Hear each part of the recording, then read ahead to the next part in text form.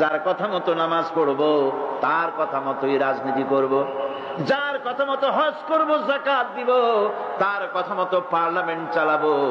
যার কথা মতো হজ করব, যাকাত দিব, সেজদা দিব, তার কথা মতোই বঙ্গভবন আর সেক্রেটারিয়েট চালাবো। যাকে মানি, যে আল্লাহরে সেজদা করি সারা জীবন, যে রসুলকে মানি আমার নেতা হিসাবে, রসুল হিসাবে, সে আল্লাহ এবং রসুলের হুকুম অনুযায়ী আমার কোর্ট কাছারি আদালত শিক্ষাঙ্গন চালাবো। এটা যদি চালাই তবে আমি মুমিন, আর যদি না চালাই, সন্দেহে যদি নিপতিত হয়ে যায় যে কোরআন থাকবে মসজিদে, আমার পার্লামেন্টে কোরআন ঢুকতে পারবে না। কোরআন পার্লামেন্ট শুরু হওয়ার সময় একবার তেলাওয়াত হবে, কিন্তু তা আমল করা হবে না। অনুষ্ঠানগুলি শুরু হবে কোরআন দিয়ে, কিন্তু তা আমল করা হবে না। কোরআন তেলাওয়াত করে ব্যবসা প্রতিষ্ঠান উদ্বোধন করা হচ্ছে, কিন্তু সুদের টাকা দিয়ে ব্যবসা প্রতিষ্ঠান বানানো হলো।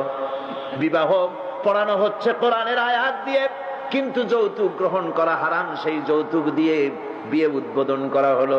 এমনি সকল ক্ষেত্রে নাফরমানি করে যে ইমানের দাবি করলো, এই ইমান ইমান নয়, এর নাম মুনাফিকি।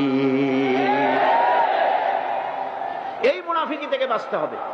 সন্দেহের দানা বাঁধলে চলবে না, বিশ্বাস করতে হবে আমার কোরআনের নাম সংবিধান, এই কোরআন দিয়ে পার্লামেন্ট চলবে। চলবে না? চলবে না? চলবে। এখন সত্যিকারের ইমানদারের পরিচয়টা কি?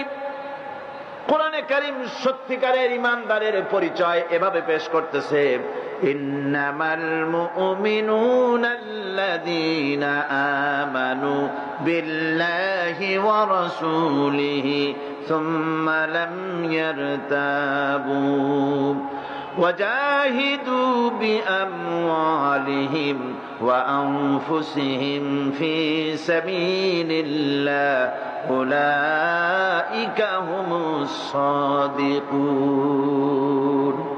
ইমানের দাবিতে সত্যবাদী কারা? ইন্নামাল মুমিনুনা আল্লাযীনা আমানু বিল্লাহি ওয়া রাসূলিহি। সত্যিকারের মুমিন তো তারা যারা নাকি ঈমান এনেছে আল্লাহর উপর এবং রাসূলের উপরে। এই ঈমান আনার পর সুম্মা লাম ইয়ারতাবু, এরপরে কোন সন্দেহে সে নিপতিত হয় নাই, কোন সন্দেহ তার মনের মধ্যে জায়গা পায় নাই, আর সে আল্লাহর রাস্তায় জিহাদ করেছে মাল দিয়ে, জান দিয়ে। উলাইকা হুমুস সাদিকুন, এরাই হলো ঈমানের দাবিতে সত্যবাদী। সুম্মা লাম ইয়ারতাবু, অথবা এক বিন্দু সন্দেহ মনের মধ্যে জায়গা দেয় নাই। অর্থাৎ ঈমান আনছি কার উপরে? আল্লাহর উপরে। কার উপরে? আর তার রাসূলের উপরে। আল্লাহ এবং রাসূলের উপরে ঈমান আনার পর